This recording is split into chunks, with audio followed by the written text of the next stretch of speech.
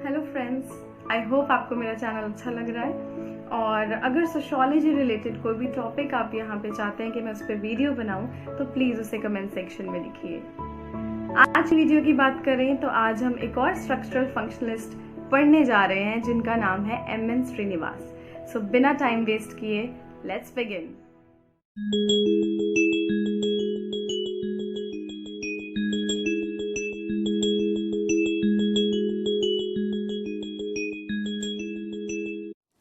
आज हम बात करेंगे एक बहुत ही फेमस सोशोलॉजिस्ट की जिनका नाम है एम.एन. श्रीनिवास।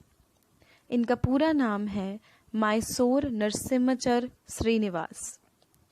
इनका जन्म 16 नवंबर 1916 में हुआ और इनकी मृत्यु 30 नवंबर 1999 में हुई। इसे याद रखना ज़रूरी है और आसान भी है ये, क्योंकि दोनों ही डेट्स जो हैं वो नवंबर की हैं। अब बात करते हैं इनके लाइफ स्केच की। लाइफ स्केच डिस्कस करने से पहले मैं आपको मेरी हर एक वीडियो का पैटर्न याद दिलाना चाहती हूँ। सबसे पहले लाइफ स्केच, फिर इम्पॉर्टेंट वर्क, फिर इम्पॉर्टेंट बुक्स और एंड में क्रिटिक्स। सो सभी में ये ऐसे ही चलेगा ताकि आपको याद करने में आसानी हो। अब एम.एन. श्रीनिवास का प्लेस ऑफ बर्थ, वो मैसूर में पैदा हुए थे। एकेडमिक स्किल्स की बात करें तो उन्होंने डॉक्टरेट की डिग्री सोशियोलॉजी में ली थी यूनिवर्सिटी ऑफ बॉम्बे से, और हायर एजुकेशन उन्होंने ली है ऑक्सफोर्ड यूनिवर्सिटी से। इतनी अच्छी एजुकेशन लेने के बाद उन्होंने अपने प्रोफेशनल करियर की शुरुआत करी टीचिंग से, और उन्होंने सबसे पहले पढ़ाया यूनिवर्सिटी ऑफ दिल्ली में। उसके बाद उन्होंने महाराजा सयाजीराव यूनिवर्सिटी ऑफ बड़ौदा में टीच किया। इसके बाद वो टीच करने के लिए institute for social and economic change Bangalore भी गए। हर जगह उन्होंने एज अ प्रोफेसर ही टीच किया है। इसके बाद उन्होंने national institute of advance studies में भी एज अ टीचर अपना रोल प्ले किया। अब बात करते हैं मेथोडोलॉजिकल अप्रोच की। इन्होंने भी एस.सी. दुबे की तरह स्ट्रक्चरल फंक्शनलिज्म को प्रमोट किया। अब ये क्या है स्ट्रक्चरल फंक्शनलिज्म, इसकी वीडियो मैं एक अलग से भी दूंगी, एंड अगर थोड़ा बहुत जानना है तो आप एस.सी. दुबे वाली वीडियो को रेफर कर सकते हैं। इसमें पर्टिकुलरली इन्होंने बात की एथनोग्राफिक रिसर्च की, जिसका मतलब है कि हमें लोगों के कल्चर को, उनकी एथनिसिटी, जो एथनिक वे है, उस पर रिसर्च करनी चाहिए, तभी हमें उनके बारे में पता चलेगा।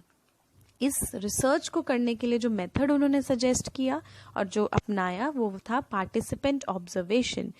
इसका मतलब है कि खुद रिसर्च में एज अ पार्टिसिपेंट बनकर आप लोगों की एक्टिविटीज को ऑब्जर्व कीजिए। अब एक और सबसे इम्पॉर्टेंट पॉइंट है फील्ड व्यू।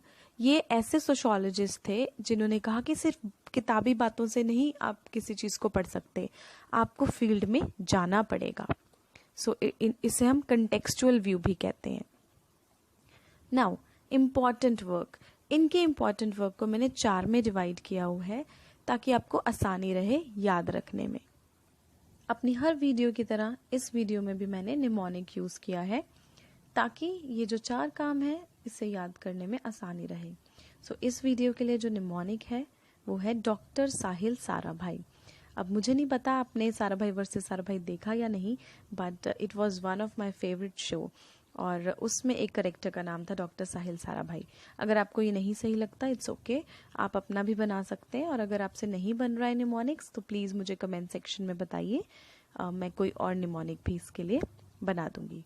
नाउ इसमें हमने किस पे फोकस करना है, जितने भी वर्ड्स जो हैं कैपिटल में लिखे हैं, और मैंने एरो से भी उसे स्पेसिफाई किया हुआ है, जैसे DRSS। सो यही 4 काम है, DRSS। डी से है डोमिनेंट कास्ट। डोमिनेंट कास्ट के बारे में इन्होंने सबसे पहले लिखा एक अपने एस्से में जिसका नाम था social system of a Mysore village. So उस विलेज का नाम, उस गांव का नाम था रामपुरा। वहाँ ये बात करते हैं कि डोमिनेंट कास्ट क्या है। डोमिनेंट कास्ट वो है जिसके पास पैसा है या पॉलिटिकल पावर है, इकोनॉमिक या पॉलिटिकल पावर है, जिसकी वजह से वो एक हिरार्की में अच्छी पोजीशन पे बैठा है, ऊंचे पोजीशन पे। सो डोमिनेंट कास्ट एक रेफरेंस ग्रुप की तरह भी काम करती है कि लोग जो निचले कास्ट के लोग हैं वो इनको देखते हैं, इनके तौर तरीक़ों को फॉलो करते हैं, रीति रिवाज इनके मानते हैं और कॉपी करने की कोशिश करते हैं, ठीक है, ताकि उन्हें भी थोड़ी प्रिविलेज मिले। और इसको जो एम एन श्रीनिवास हैं 6 कैरेक्टर बताते हैं डोमिनेंट कास्ट के। पहला कहते हैं वो लैंड ओनरशिप, जिनके पास जितना ज़्यादा लैंड है वो डोमिनेंट कास्ट बन जाएगा। फिर वो कहते हैं न्यूमेरिकल स्ट्रेंथ, जितनी पॉपुलेशन ज़्यादा है किसी पर्टिकुलर ग्रुप की वो डोमिनेंट कास्ट बन जाएगा, जैसे कई जगह क्षत्रियों की पॉपुलेशन ज़्यादा थी। फिर वो कहते हैं high place in local hierarchy, इसका मतलब है कास्ट सिस्टम बेस। अगर आपकी पर्टिकुलर जगह पे पोल्यूशन प्योरिटी के बेस पे आपकी कास्ट को ऊपर रखा गया है तो आप डोमिनेंट कास्ट कहलाओगे। फिर होता है एजुकेशन, जो पढ़ लिख जाते हैं वो ऑब्वियसली हिरार्की में थोड़ा ऊपर आ जाते हैं, जो नहीं पढ़ते उनके कंपैरेटिव। फिर 6th वो कहते हैं job in administration and urban sources of income, जिनको शहरों में जॉब मिल गई या गवर्नमेंट जॉब मिल गई वो अपने आप अपनी पोजीशन को चेंज कर लेते हैं। अब निमोनिक्स में नेक्स्ट आता है R. R is for religion and society. इसमें बेसिकली इन्होंने ब्राह्मणाइजेशन की बात करी है, जिसका मतलब है कि ब्राह्मण्स जो करते थे उन्हें लोअर कास्ट के लोग कॉपी करते थे, ताकि वो उन लोअर कास्ट को भी थोड़ा हिरार्की में ऊपर आने को मिले, थोड़ा उन्हें इज्जत मिले, ठीक है। एक और कंसेप्ट इन्होंने यहाँ पे दिया है वेस्टर्नाइजेशन का। वो इन्होंने कहा है कि 3 तरह से हुई, प्राइमरी, सेकेंडरी और टर्शरी। प्राइमरी मतलब कि जब ब्रिटिशर्स एजुकेशन सिस्टम इंडिया में लेकर आए तो जो लोग एजुकेटेड, जिन्होंने एजुकेशन हासिल करी वो प्राइमरी थे। उनके कांटेक्ट में जो लोग आए और वेस्टर्नाइज हो गए वो सेकेंडरी थे। और इन सबको देखते हुए जिन्होंने अपने रीति रिवाज बदल लिए वो थे टर्शरी। इसके अलावा इन्होंने संस्कृताइजेशन और सेक्युलराइजेशन की भी बात करी है, तो संस्कृताइजेशन को हम अलग से पढ़ेंगे। सो नेक्स्ट जो हमारा एस है दैट इज फॉर संस्कृताइजेशन। अब ब्राह्मणाइजेशन में तो ब्राह्मण्स को कॉपी कर रही थी लोअर कास्ट, लेकिन हम संस्कृताइजेशन तब कहते हैं हुई है जब सिर्फ ब्राह्मण्स को ही कॉपी नहीं कर रही है लोअर कास्ट, वो डोमिनेंट कास्ट को कॉपी कर रही है। डोमिनेंट कास्ट का मतलब है कि किसी एक पर्टिकुलर एरिया में जो कास्ट बहुत ऊपर है, जैसे पंजाब में जट हैं और हरियाणा में जाट्स हैं, सो उनको कॉपी जो लोग करना शुरू कर देते हैं, तब कहा गया है कि संस्कृताइजेशन हो गई है। जो उनके रीति रिवाज हैं उनको कॉपी किया गया है, लेकिन सिर्फ ब्राह्मण्स के नहीं, डोमिनेंट कास्ट के, उस पर्टिकुलर एरिया में जो भी कास्ट डोमिनेंट है, ताकि हिरार्की में अपने आप को लोअर कास्ट थोड़ा ऊपर लेकर आ सके। सो संस्कृताइजेशन और डोमिनेंट कास्ट में आपको थोड़ा सा ये जो डिफरेंस है ये क्लियर होना चाहिए। अब हमारा लास्ट एस है सोशल चेंज। अब सोशल चेंज ये सारे का निचोड़ है, मतलब संस्कृताइजेशन, वेस्टर्नाइजेशन, ब्राह्मणाइजेशन, सेक्युलराइजेशन, इन सब की वजह से जो सोशल चेंज आया है, अब उसी के बारे में हमने इसमें पढ़ना है। सबसे इम्पॉर्टेंट है कि डोमिनेंट कास्ट है क्या। डोमिनेंट कास्ट है कि जब एक पूरे ग्रुप की, एक पूरी जाति की जो है मोबिलिटी हो जाए। मोबिलिटी मीन्स वो हिरार्की में एक स्टेप ऊपर चले जाए, एक या जितना भी स्टेप ऊपर जाते हैं चले जाए संस्कृताइजेशन की वजह से, तो उसे हम कहेंगे डोमिनेंट कास्ट। आपको ये याद रखना है कि डोमिनेंट कास्ट की स्टडी जो है वो रामपुरा विलेज में हुई थी और जो संस्कृताइजेशन की स्टडी है वो कूर्ग्स पे की गई थी। अब हम बात करेंगे इनके बुक्स और एसेज की। बहुत सारी बुक्स और एसेज इन्होंने लिखे हैं, उसमें से सबसे पहले है religion and society among Coorgs of South India. So ये हम वैसे ही भी पढ़ चुके हैं। सेकेंड इज इंडियाज विलेज जो 1955 में आई। Third is caste in modern India and other essays, ये 66 में आई।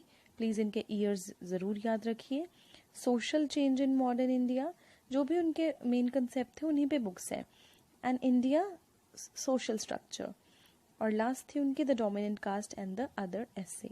सो मेन कंसेप्ट्स आपको पता होने चाहिए, बाकी आप रिलेट करके बाकियों को याद कर सकते हैं। इस वीडियो में अब नेक्स्ट हम जो पढ़ेंगे वो है क्रिटिक्स। क्रिटिक्स का मतलब होता है क्रिटिकल एनालिसिस, कितनों ने इनकी आलोचना की है। सो आलोचना तो बहुत जनों ने की है, सबसे पहली आलोचना जो इनकी हुई थी वो थी लोअर सेगमेंट नॉट फोकस्ड। इन्होंने सिर्फ अपर सेगमेंट्स की बात करी, ब्राह्मण्स की बात करी, लेकिन लोअर ग्रुप जैसे पिछड़ी जाति की बात करी ही नहीं। गेल ऑम्विट है एक, वो बहुत ज़्यादा क्रिटिसाइज़ करती हैं इस चीज़ पे कि वहाँ पे उनके नंबर ज़्यादा है फिर भी उनको जो है मोबिलिटी नहीं मिली लोअर कास्ट को। फिर इन्होंने हिंदुत्व आइडियोलॉजी दी, मीन्स सिर्फ हिंदुइज्म की बात करी। तीसरा है इनका लिमिटेड प्रोसेस है। ये जितने भी ब्राह्मणाइजेशन, संस्कृताइजेशन, वेस्टर्नाइजेशन है, ये लिमिटेड प्रोसेसेस हैं, क्योंकि एक के बिना दूसरा हम पढ़ ही नहीं सकते और ना ही उसको समझ सकते हैं, इसीलिए हम इन्हें लिमिटेड प्रोसेसेस कहते हैं। एक के बिना दूसरा अधूरा है। मेरे वीडियोस सिर्फ आपको एक ओवरऑल आइडिया दे सकते हैं, बट आई रियली रिकमेंड कि आप टेक्स्ट बुक्स रेफ़र कीजिए या कहीं से भी नोट्स जो हैं वो भी रेफ़र कीजिए। कंसेप्ट आपका यहाँ क्लियर हो जाएगा। And thanks for watching and do like and subscribe my video अगर आपको ये अच्छी लगती है। Bye bye.